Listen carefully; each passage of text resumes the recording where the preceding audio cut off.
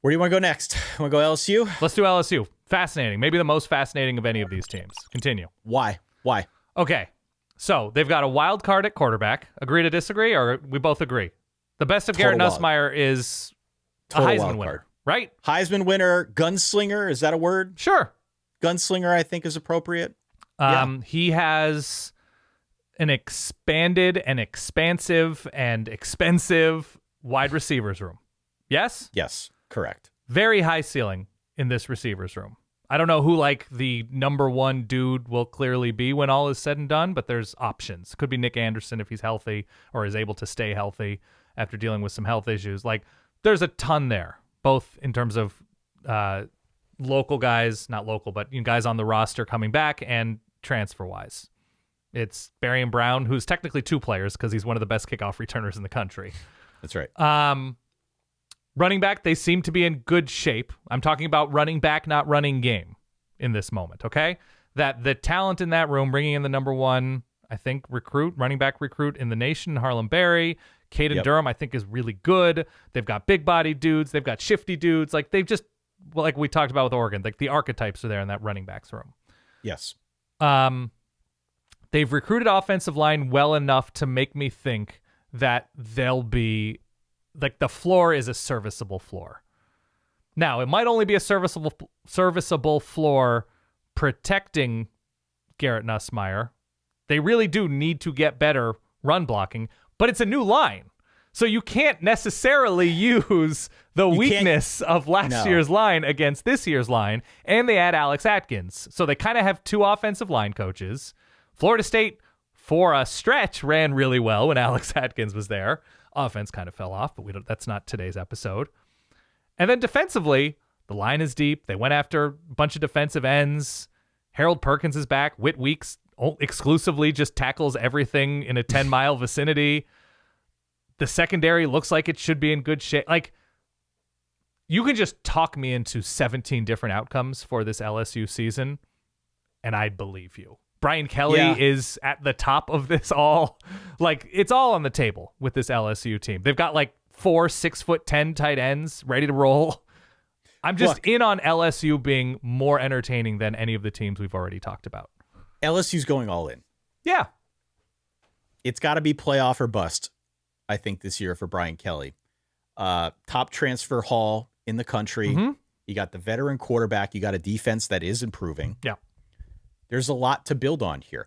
I love Garrett Nussmeier. Harold Perkins is going to line up at 13 different positions this season. 100%. Yeah. I love Garrett Nussmeier, okay? Okay. He's very clearly a first-round talent. Sure.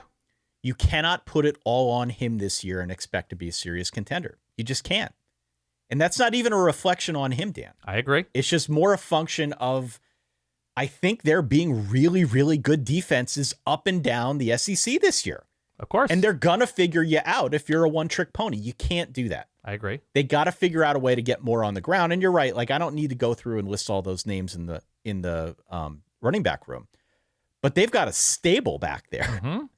They've got a stable back there. And they've got to figure now a way now with this reconstituted line that lost 4 of 5 starters to take a step forward. They got to take a step forward now. They got to find a way to get something going on the ground. Otherwise, I think this is going to be all on Garrett Nussmeier, which is fun, and he's going to put up 4,000 yards, but he might throw 15 picks, and you're not going to be able to win the SEC that way. And by the way, sidebar that is related to what you're talking about, we rightfully honor and treasure the contributions of Jamar Chase and Justin Jefferson. Take your pick, Joe Burrow, that team. It can be argued that the heartbeat of that offense was Clyde Edwards-Helaire, right? When things got tough, Clyde Edwards-Helaire.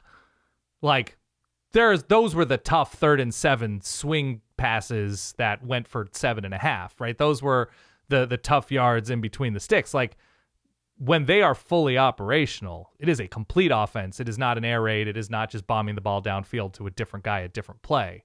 And so, to your point, desperately needed to make this thing go to the next level. The defense improved by 20 spots in the SP+, and that was in year 1 under Blake Baker. Mm-hmm. I think it stands to reason you're going to see further improvement there. Interesting thing about Blake Baker, I don't know if you saw this in your research. I didn't expect this. Okay. As opposed to a lot of his peers, prefers an aggressive attacking defense. Did you see that? I've got my legal pad right here. Aggressive attacking.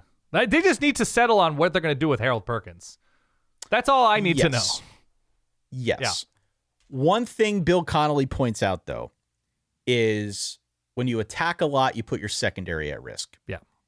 This secondary is an entirely new cast of characters. They need to get on the same page quickly because they've got Clemson, Florida, Ole Miss, all on the schedule in September. So figure it out quick. If you want to be aggressive and attack, that's great. Mm-hmm. You want to make sure you've got the secondary to back that up. Yeah. And it's a lot of new guys. Mm-hmm. This is the 6th toughest schedule in America per our friend Phil Steele. Can't wait.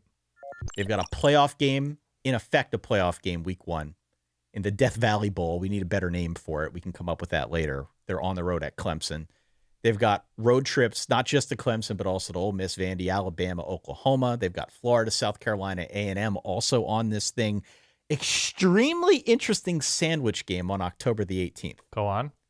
They are on the road against Vanderbilt. Ooh, in between home games, they've got the South Carolina game on homecoming, no less, the week before, and then a game against Texas A&M the week after. Baby, we got bad blood there too, yeah? And Vanderbilt's coming off of a bye. Yes, they are. So, it will not be easy for LSU. They did load up in the portal. They do have a ton of talent on this roster, but there are expectations. Mm-hmm. And as opposed to Ole Miss, who we just talked about, I don't think LSU is in a position where they're going to be playing loose. I think they all are aligned behind the fact that they need to get to the playoff this year. Yes. Which is why I think my take on our episode with Josh back on Sunday, go and listen to it, is the appropriate take. And that is LSU is going to find itself with this schedule right on the cusp of an at-large playoff bid at 9-3. And I can absolutely see them being, quote, this year's Alabama. Yeah. A team that everybody acknowledges is very good, but maybe doesn't have the full body of work to impress the committee. I could see them being left out. Agree. Be real nice for LSU's sake if Brian Kelly could win the first game of the season, which he has not done yet. And it's at Clemson. And Correct. That would go a long ways to building confidence internally and externally around this LSU team as they navigate this pretty tricky schedule. So I'm with you. Just can't have the Florida State thing, can't have the USC thing. Got to win those 50-50 games. They have that ability. Honestly, there are like 14 things I can't wait to see. Again, there are 7 receivers, 4 receivers, 11 receivers. You want to tell me Aaron Anderson has a breakthrough? Great. Chris Hilton? Great. Any of these guys, I am totally in on them emerging as an all-SEC caliber first-team receiver. And that's pretty cool unless it's just like, yeah, they disappeared for 3 straight weeks in the middle of the year and had 1 catch for 17 yards. That's the only issue there.